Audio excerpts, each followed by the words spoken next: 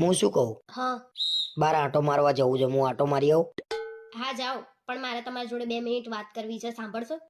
હા બોલ ફટાફટ, હેડ પછી જવું.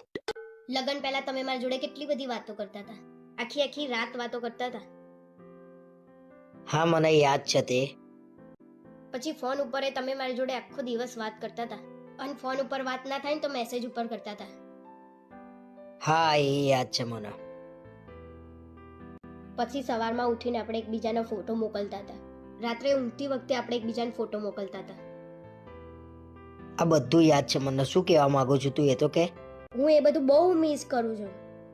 પહેલા તમારી જોડે મારા માટે ટાઈમ હતો, અત્યારે તમારા જોડે મારા માટે ટાઈમ નથી. હેતલની વાત સાચી છે. એ એનું ઘર-બાર મૂકીને મારા માટે અહીંયા આવી છે. પહેલા એના માટે હું બહુ બધો ટાઈમ કાઢતો હતો ને હવે હું એના માટે ટાઈમ નથી આપી શકતો. બહુ જ ખોટું કરી રહ્યો છું હું એના જોડે. શું વિચારો છો? જાવ જવું હોય તો. ના ના ગાંડી, હવે હું નહીં જઉં. હવે દરરોજ હાંજે આવીને આખો દિવસ મેં શું કર્યું ને એ વાતો કરીશું આપણે.